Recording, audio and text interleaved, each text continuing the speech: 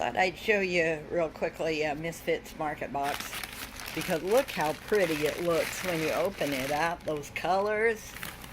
Of course, these are things I ordered. This is, oh, figs, oh man.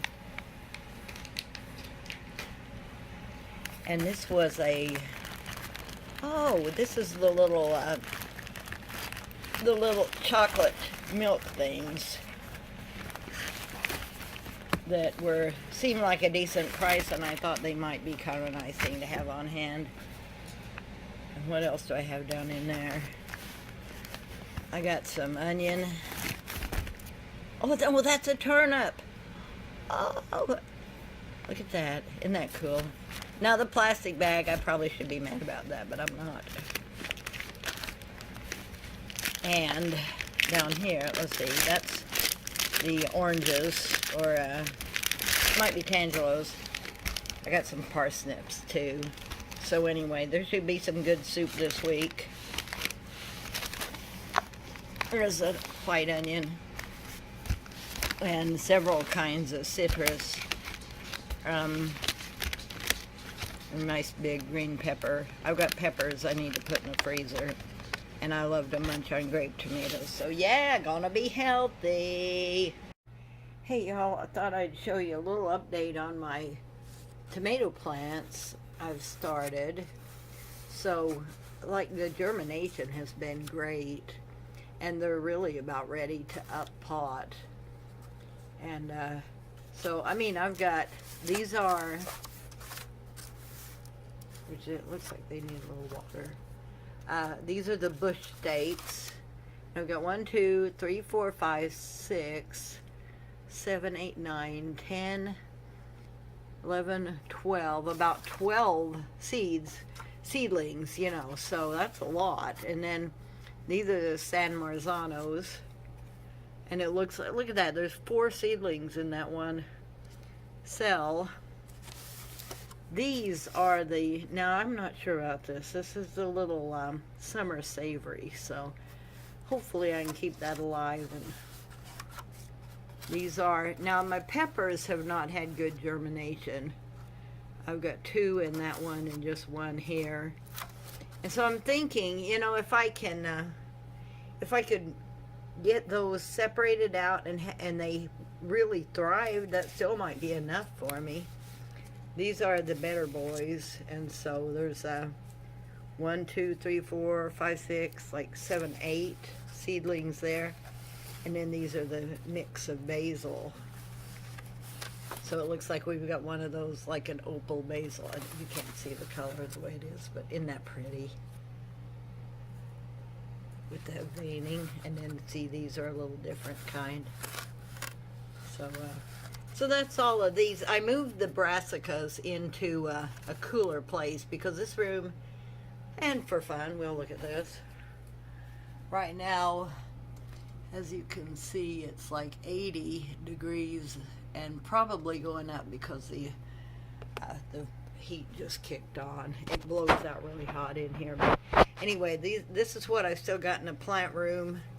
A couple of things didn't ever germinate. That was the parsley and the cosmos, I think, or the sparky marigolds didn't do anything. So we'll go back to the other room and look at the brassicas.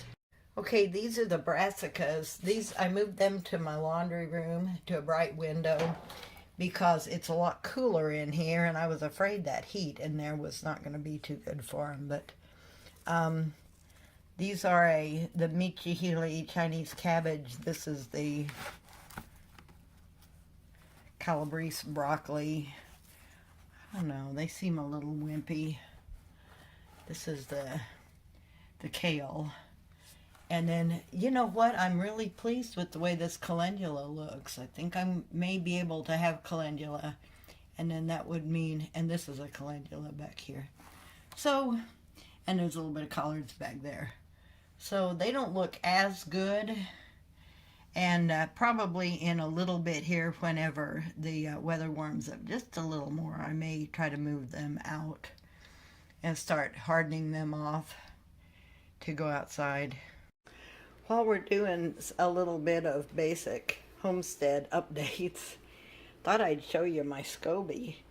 I've been working on growing this guy for a little while, a kombucha Scoby, and anyway, we'll look down at it. I need to make more, and maybe I'll share the process, but oh shoot, you can't really see it, can you? There you go.